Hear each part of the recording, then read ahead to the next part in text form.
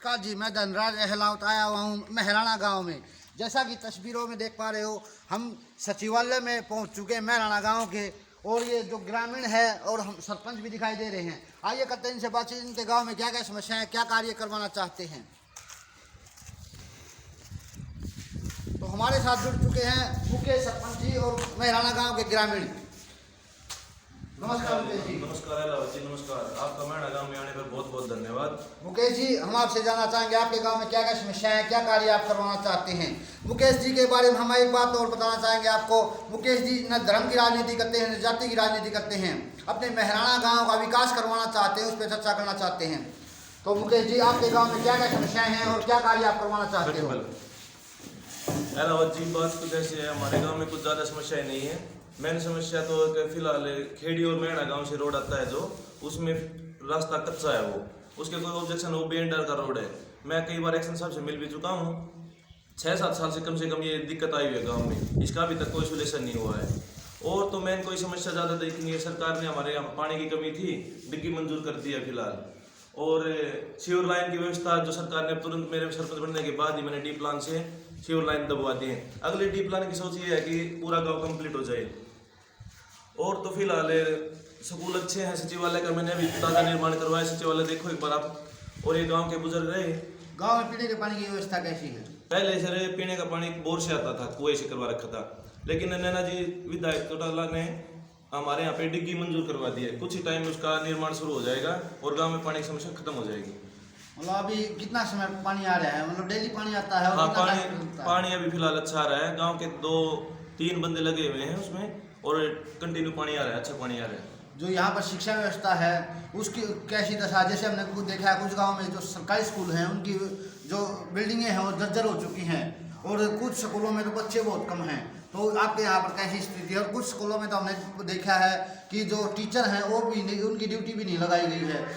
हर subject के अध्यापक मौजूद ही नहीं है वहाँ पे। कोई एक सब्जेक्ट ड्राइंग का, एक गांव में तो हमने देखा है कि ड्राइंग का जो अध्यापक है वो अन्य विषय पढ़ाता है। अगर ड्राइंग का ही अध्यापक पढ़ाने लगे तो फिर आप सोच सकते हो शिक्षा का क्या होगा। अहलावत जी, हमारे स्कूल गांव में मैंने एक बुजुर्ग जो फौज से रिटायरमेंट, उनकी एक कमेटी बना रखी है स्कूल के विषय में। तो वो कंटिन्यू स्कूल में जाते रहते हैं और चेक करते हैं बच्चे। हाँ, बच्चों की कमी है थोड़ी बहुत, लेकिन हम अगर पंचायत होगी में जागरूक करेंगे कि ज़्यादा से ज़्यादा बच्चे सरकारी स्कूल में भेजने की कोशिश करें। बच्चों की संख्या किस प्रकार बढ़ाई जा सकती है। रिक्वेस्ट करके बताया जा सके, अच्छे टीचर लेके आए स्कूल में, टाइम टू टाइम जाके सर्वे करें, टीचर कैसा पढ़ा रहे हैं, ये सर्वे होगी तभी बच्चों की संख्या ज़्यादा बढ़ाई। माता पिता को जागरूक किया जाए। हाँ, जागरूक किया जाए। और सरपंच भी और मेरे साथ सारे बुजुर्ग बैठे हैं, इनसे मैं अपील करूंगा कि ज़्यादा से ज़्यादा 1-2 बच्चों को सरकारी स्कूल में एडमिशन करवाया जाए। ग्रामीणों का हमेशा कहना रहता है कि मतलब जो ये अगर राजनेता और अधिकारी अपने बच्चों को सरकारी स्कूल में पढ़ाने लगे तो अपने आप सुधार हो जाए, क्योंकि वह समय समय पर निरीक्षण करने लग जाएंगे। तो इसके बारे में आप लोगों का क्या कहना है। सर, मैं यही बात कह रहा था 2 मिनट पहले आपसे, यही बात कही थी कि हमारे गांव के हमने कमेटी बना रखी है बुजुर्ग जो फौज रिटायरमेंट, वो स्कूल में जाते हैं टाइम टू टाइम और चेक करते हैं कब कौन सा टीचर नहीं आया। अब ज़्यादा थोड़ी और सख्ताई करेंगे इस विषय में और ज़्यादा से ज़्यादा बच्चों को स्कूल में भेजने की कोशिश करेंगे। यहाँ जो खेलों की व्यवस्था कैसे बनानी। मेरा गांव पहलवानों की दृष्टि में सबसे टॉप गांव है दादरी एरिया में। यहाँ पे बहुत से भारत केसरी पहलवान हुए, राजवीर पहलवान, हनुमान पहलवान हुआ, इनके बच्चे भी अभी ताजा मुकेश भाई साहब बैठे, इनके बच्चे अच्छी प्रैक्टिस करें। 2 बच्चे हैं, दोनों प्रैक्टिस करें। श्री ओम पहलवान काफ़ी पहलवान थे हमारे गाँव में, और पहलवानों का गाँव बोला जा रहा है फिलहाल। और गेम में भी काफ़ी मेरे अब 5 साल के अंदर मेरे गाँव के युवाओं ने काफ़ी प्रोग्रेस किया, क्योंकि कम से कम 50-60 बच्चे कामयाब हुए हैं गेम से। तो ज़्यादा वो नहीं है, ज़्यादा बहुत अच्छा कार्य चल रहा है फिलहाल। जो स्टेडियम है उसकी में सभी सुविधाएं मिल रही हैं। सर, जैसे पहलवानों की भी शिकायत रहती है कि जो सुविधाएं चाहिए खिलाड़ियों को नहीं मिल पाती। एक हालांकि जो नेशनल और इंटरनेशनल प्लेयर बन जाते हैं तब तो उनको मिल जाती है, लेकिन अभी जो स्टार्टिंग में हम जो नर्सरी खिलाड़ी हैं उनको सुविधाएं नहीं मिल पाती खेलों से संबंधित। तो आप यहाँ पर स्टेडियम की कुछ ऐसी बात, स्टेडियम मेरे गांव से कम 3 किलोमीटर दूर है जो मेरे गांव स्टेडियम बना हुआ है। मैंने थोड़े दिन पहले रिक्वेस्ट की थी कि हमारे 2 या 3 किलो देकर हमें गांव के नज़दीक को स्टेडियम बनवाया जाए और उससे बच्चों को थोड़ा ज़्यादा उन्होंने दे। तो यही कारण है सर, स्टेडियम तो 1-2 दिन में मैं फिर रिक्वेस्ट करूँगा, गाँव वालों को भी लेकर जाऊँगा कि गाँव के नज़दीक को स्टेडियम हो और उसका विकास हो। आपकी जो यहाँ जमीन है पंचायती जमीन इतनी मौजूद है कि स्टेडियम बन सके। हाँ जी, काफ़ी है, 48 किले 50 किले मेरे गांव की ज़मीन, लेकिन वो गांव से ना 3 किलोमीटर दूर है। तो वही बात होगी, 3 किलोमीटर दूर तो वो स्टेडियम है, 3 किलोमीटर गांव के नजदीक अगर सरकार को जगह एक बार करके स्टेडियम बनाने में फायदा है। प्रधान जी, आप युवा हो तो युवाओं के लिए आपके क्या विशेष प्रयास रहेंगे गांव में? सर युवाओं के लिए मेन तो से रहता है प्रैक्टिस, लाइब्रेरी। हमने युवा बच्चों ने मिलके ये लाइब्रेरी खोल रखी है। अब तो सरकार ने लाइब्रेरी दे भी दी गांव को, उसका निर्माण चल रहा है, लेकिन हमने उससे पहले युवा बच्चों ने एक संगठन बना के ये लाइब्रेरी खोल रखी है बच्चों के लिए पढ़ाई। सरपंच बनने से पहले ही मतलब आपने लाइब्रेरी, युवाओं ने लाइब्रेरी युवाओं ने लाइब्रेरी बना रखी है। आप बैठे पीछे देखो लाइब्रेरी, हमने युवाओं बच्चों ने पैसे इकट्ठे करके लाइब्रेरी बना रखी है। बहुत बढ़िया प्रयास रहा जी। एक जैसी बात करते हैं चिकित्सा की जी, गांव में चिकित्सा का अहम रोल होता है, तो आपके गांव में चिकित्सा व्यवस्था कैसी है और उसको सुधारने के लिए अगर आपके क्या प्रयास रहेंगे? सर मेरे गांव में एक तो आयुर्वेदिक हॉस्पिटल है जो जी। काफी पुराना है और वो अच्छा है। अब नया हॉस्पिटल 5 बेड का मेरे गांव में मंजूर हो गया, बन के तैयार हो गया। बिल्डिंग 2 दिन पहले उसका मुहूर्त हो चुका है, घर आने लगे हैं। और पशुओं का चिकित्सालय काफी दिन से श्री ओम गौतम के नाम से पहलवान जो शहीद हमारे उसके नाम से चल रहा है।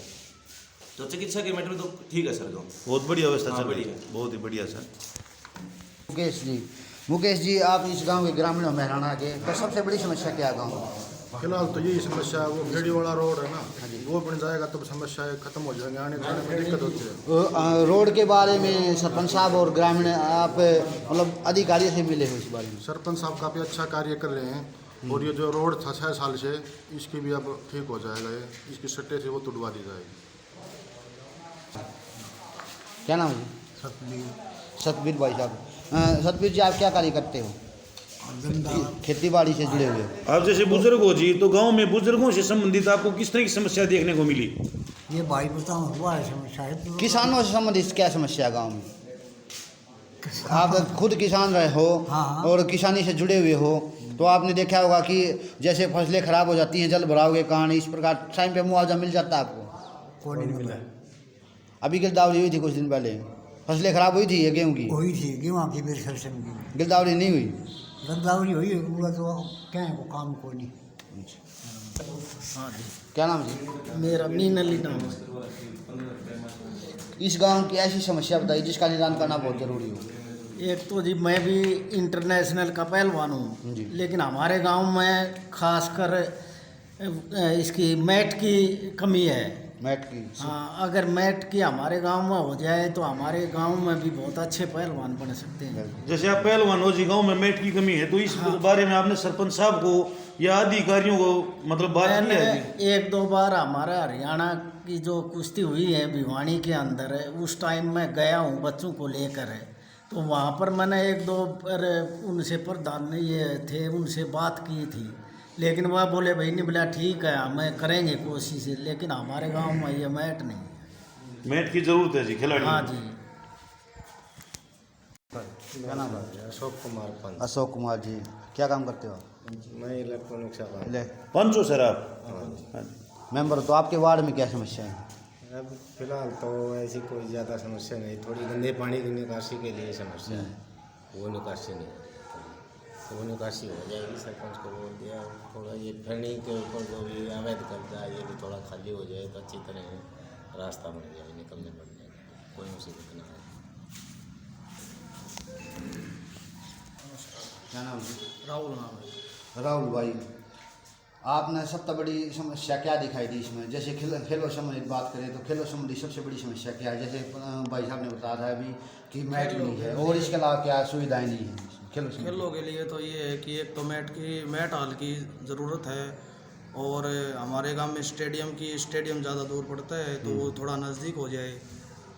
और तो एक ये गांव में अवैध कब्जे हैं, ये भी हटे हैं, और पानी की निकासी एक जो गांव में हमने देखा है कि खेल नर्सरियां हैं, तो आपके गांव में खेल नर्सरी है बच्चों को तैयार करने के लिए, खिलाड़ियों को तैयार करने के लिए? वो है, लेकिन वो पर्सनली हमारे करते हैं, बच्चे मेहनत करते हैं थोड़ी दूर, लेकिन वो पर्सनली है, गांव की जो पंचायत की होती है ना वो नहीं है हमारे पास। मतलब निजी खोल रहा है कोई? हाँ, निजी खोल रहा है, वो कोई पैसे वैसे नहीं लेता, लेकिन अपने जो पहलवान जी हैं वही करवाते हैं, बच्चों का मनोबल बढ़ाते हैं बस, और हमारा पंचायत की तरफ से नहीं है कुछ भी।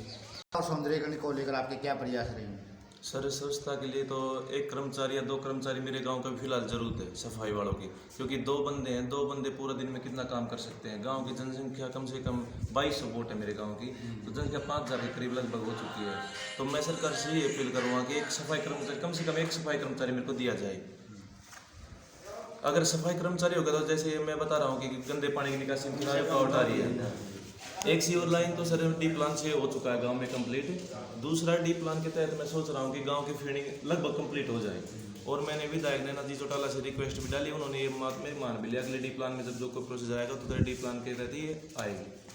और दूसरी बात रही सर फेरने की मैंने मेरे सारे पंच और मेरे गाँव वालों से ग्राम सभा पे एक नोटिस लिखवा के मैंने आगे कर दिया है। उसकी 15 तारीख तक तो उसका उनका टाइम नहीं था, क्योंकि और गांव में भी गिरदावरी चल रही है। 15 तारीख के बाद मेरे गांव की फेरने की पैमाइश हो जाएगी, जिसको भी आएगा नोटिस दिया जाएगा। और अगर फिर भी अगर वो अवैध कब्जा नहीं हटाया तो जेसी बुला के उसको तोड़वाया जाए प्रशासन के थ्रू। हाँ जी प्रधान जी, एक जैसे बात करते हैं, आपने बताया खेलों से संबंधित काफ़ी समस्याएं हैं गांव में, ग्रामीणों में बताया है। हाँ जी। तो उसको लेकर आपके क्या प्रयास रहेंगे खेलों की? सर खेलों के प्रयास में तो सरपंच फिलहाल ये मेरे बुजुर्ग है, पहलवान है, अच्छे पहलवान है, तो इनसे ये रिक्वेस्ट करूँ ये भी थोड़ा बच्चों का मनोबल बढ़ाएं। बिल्कुल जी। और जब भी किसी चीज़ की कमी हो तो मेरे को बताएं, अगर वो चीज़ मैं अवेलेबल करवा सकता तो मैं करवाऊंगा जितना हो सके उतना। हाँ, थोड़े दिन पहले धर्मवीर सांसद जी आए हुए थे, उन्होंने हमारे यहाँ पे सूबेदार जो श्री ओम पहलवान है, उनकी जब मूर्ति स्थापना की गई तो उस टाइम में उन्होंने घोषणा की थी 72 लाख रुपए में नॉलेज सेंटर की। हाँ जी, हाँ जी।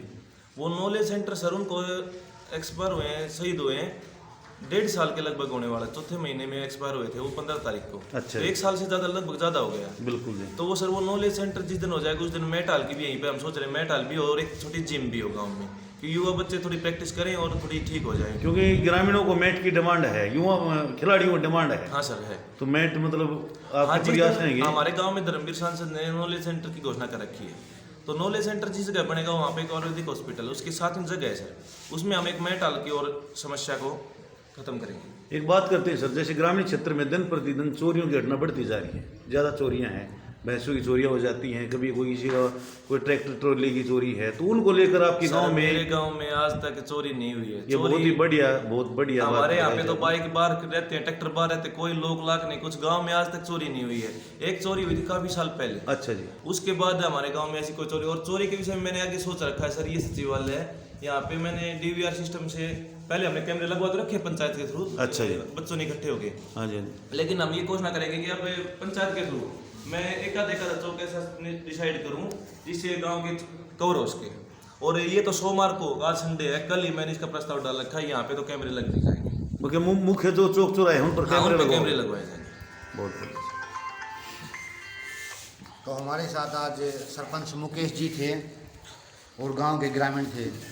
चाहे बात करें खिलाड़ियों की, जैसा कि वो अपने कोच भी रहे हैं और पहलवान भी रहे हैं, इन्होंने जो खिलाड़ियों के बारे में जो समस्याएं बताई हैं वो आज किसी से छुपी नहीं है। महराणा गांव की जो मैट है, अगर खिलाड़ियों को मैट ही नहीं मिलेगा तो खिलाड़ी कहाँ से तैयार होंगे। जो इन्हें जो बेसिक जो रिक्वायरमेंट है उनके बारे में ही बोला है इन्होंने। तो विशेष रूप से खिलाड़ियों के लिए हम सरकार से आग्रह करना चाहेंगे, खिलाड़ियों को जो सामान है वो खिलाड़ियों की ज़रूरत है और वो उनको उपलब्ध होना बहुत ही ज़रूरी है। सरकार से आग्रह करना चाहेंगे ये जो खिलाड़ी हैं इनकी तरफ विशेष रूप से ध्यान दे। महराणा गांव के बच्चे खेलों के क्षेत्र में, शिक्षा के क्षेत्र में ज़्यादा से ज़्यादा बढ़े, इसके लिए सरकार को भी आगे आना होगा, समाज सेवी संस्थाओं को भी आगे आना होगा। तो सरकार से यही आग्रह करना चाहेंगे, इनकी समस्याओं पर ध्यान देते हुए इनकी समस्याओं का जल्द से जल्द समाधान करें। इन्हीं शब्दों के साथ जय हिंद, जय भारत, जय हरियाणा, जय हरियाणा।